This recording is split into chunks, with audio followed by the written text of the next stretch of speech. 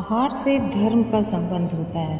हमारे शास्त्रों में ऐसा ही कहा गया है, ये द्वय मनसाध्यायति तद्वाचात वदति तत्कर्मणा करोति। अर्थात मन से जैसा ध्यान विचार उत्पन्न होता है वैसा ही वाणी बोलती है तथा वैसा ही कर्म किया जाता है। इससे मन के ऊपर ही सारा विचार एवं कर्म निर्भर है। छांदोग्योपनिषद में कहा गया है, आहार शुद्धो सत्व शुद्धि सत्व शुद्धो ध्रुवा स्मृति स्मृति लंबे सर्व ग्रंथि नाम विप्रमोक्षम। अर्थात आहार की शुद्धि होने से अंतःकरण की शुद्धि होती है और अंतःकरण के शुद्ध होने से निश्चल स्मृति प्राप्त होती है और स्मृति शुद्धि हो जाने पर सर्व ग्रंथियों का अर्थात क्लेश में बंधनों का नाश हो जाता है। और भी कहा है, आहार शुद्धो चित्तस्य विशुद्धि भरवती स्वतः। इसका मतलब है आहार के शुद्ध होने से चित्त की शुद्धि स्वयं हो जाती है। इसका कारण यह है कि मन अन्न से, प्राण जल से और वाणी तेज से बनती है। जिस प्रकार का अन्न खाया जाता है उसी प्रकार की बुद्धि भी हो जाती है। ये हमारे बहुत सारे धर्म ग्रंथों में वर्णित है। जिस प्रकार दीपक अंधकार को खाता है तथा काले काजल को उत्पन्न करता है। यदि आहार सात्विक होगा तो मन भी सात्विक होगा और जब मन सात्विक होगा तब विचार भी सात्विक होंगे और क्रमशः फिर क्रिया भी सात्विक होगी। सात्विक भोजन से शरीर स्वस्थ एवं हल्का रहता है, चित्त प्रसन्न रहता है, आयु बुद्धि बल आरोग्य सुख और प्रीति को बढ़ाने वाले एवं रसयुक्त तथा चिकने और स्थिर रहने वाले पदार्थ सात्विक पुरुषों को प्रिय होते हैं। अधिक कटु उष्ण तीक्ष्ण एवं वृक्ष आहार राजस कहा गया है। बासी रसहीन दुर्गंधि युक्त जूठा और अपवित्र आहार तामस कहा गया है। भगवत गीता में भगवान श्री कृष्ण कहते हैं, आयु सत्व बलारोग्य सुख प्रीति विवर्धना रस्या स्निग्धा स्थिरा मुधा आहारा सात्विक क्रिया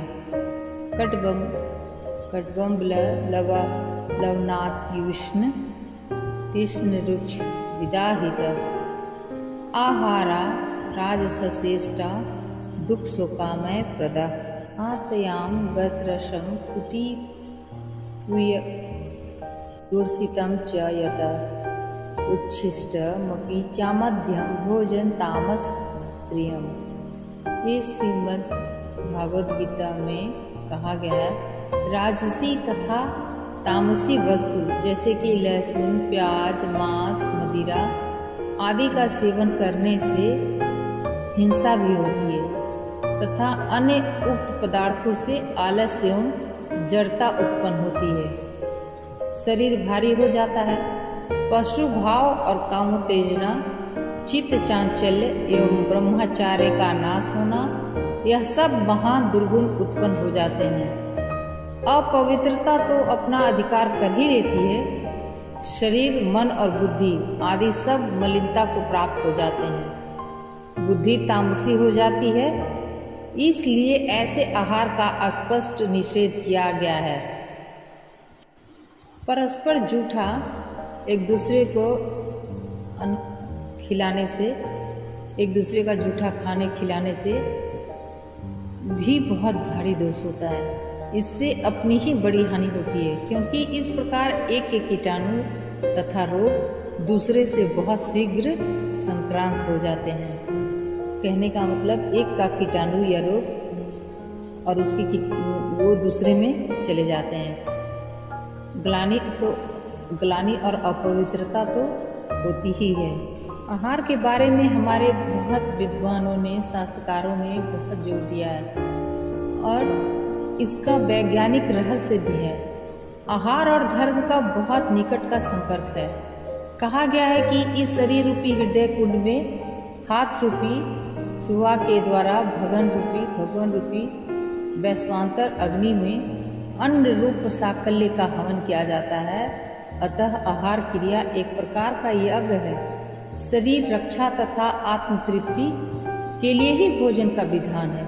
स्वाद दृष्टि से रसना इंद्रिय से स्वाद रूपी विषय भोग करना लक्ष्य नहीं है। इसलिए आहार यज्ञ के नियम तथा विधान कहे गए हैं, बताए गए हैं, जिनसे अपना ही कल्याण होता है। भगवान स्वयं ही वैश्वानर के रूप में प्रत्येक प्राणी में स्थित होकर प्राण और अपान से समायुक्त होकर चर्वे, चौपे, लेद तथा पेय इन 4 प्रकार के भोज्य अन्न को ग्रहण करके बचाते हैं। गीता में कहते हैं, अहम वैश्वानरो भूत्वा प्राणिनाम देहमाश्रितः प्राणापान समायुक्त पचाम्यन्नं चतुर्विधाम। भोजन का स्थान भी पवित्र होना चाहिए तथा एकांत में स्वयं भी पवित्र होकर भोजन करना चाहिए। अपवित्र शरीर से अन्न ग्रहण करने पर उससे मन तथा बुद्धि की उन्नति नहीं होती। इसलिए शास्त्र में कहा है, गोमयलिप्त समतल पवित्र स्थान में लघु आसन से बैठकर भोजन करना चाहिए। शास्त्रों में पैर धोकर और एक वस्त्र ऊपर ओढ़कर और फिर पूर्व अथवा दक्षिण आदि मुख बैठकर एकांत में भोजन करने के लिए कहा गया है, जहाँ पर अन्य सर्वसाधारण की दृष्टि न पड़े। भोजन का स्थान पवित्र, गोमय आदि से लिपा हुआ अथवा जल आदि से शुद्ध होना चाहिए। अपवित्र व्यक्ति का संपर्क नहीं होना चाहिए। इन सब में वैज्ञानिक रहस्य कहा गया है। आयुषाम प्रांगमुखो भुङ्क्ते यशस्यम दक्षिणा मुख, अर्थात आयु की इच्छा वाले को पूर्व मुख तथा यशेच्छुक को दक्षिण दिशा की ओर मुख करके भोजन करना चाहिए। यानी कि जिसे आयु की इच्छा हो वो पूर्व मुख भोजन करें, जिसे यश की इच्छा हो वो दक्षिण मुख भोजन करें। इसका कारण यह है कि पूर्व दिशा से प्राण शक्ति का उदय होता है। सूर्य देवता प्राण स्वरूप हैं जो इस दिशा में उदय होते हैं, और पूर्व दिशा की ओर मुख करके भोजन करने से आयु बढ़ेगी। दक्षिण की ओर पितृ देवताओं का वास होता है और उस ओर मुख करके भोजन करने से यश प्राप्त होता है।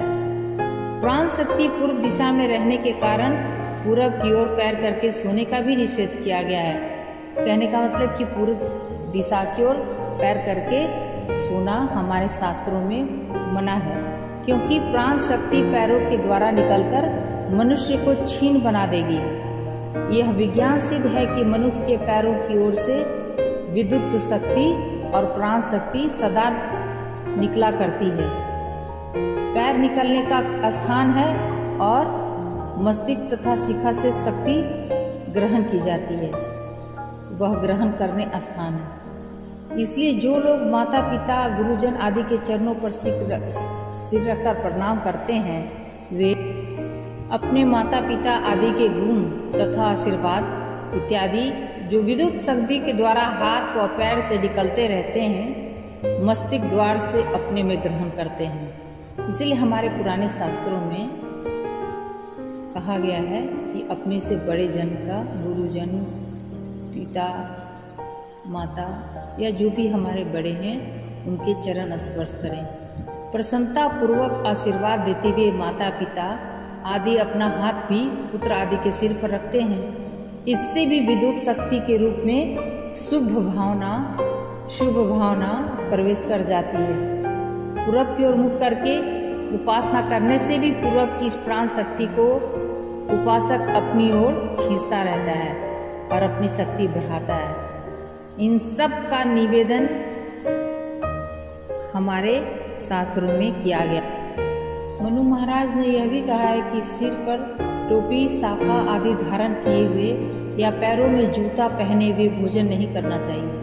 इसका रहस्य यह है कि भोजन करते समय जो क्रिया होती है उससे शरीर में ऊष्मा पैदा होती है, गर्मी पैदा होती है। उसके निकलने के 2 ही मुख्य मार्ग हैं, एक तो सिर और दूसरा पांव। इसलिए हमारे शास्त्रों में सिर पर टोपी या पैर में जूते पहनकर भोजन करना मना कहा गया है।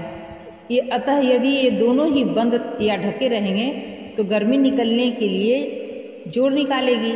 लगाएगी, उष्मा निकलने के लिए जोर लगाएगी और कुपित होकर सारे शरीर को हानि पहुंचाएगी, जिससे स्वास्थ्य की हानि होगी।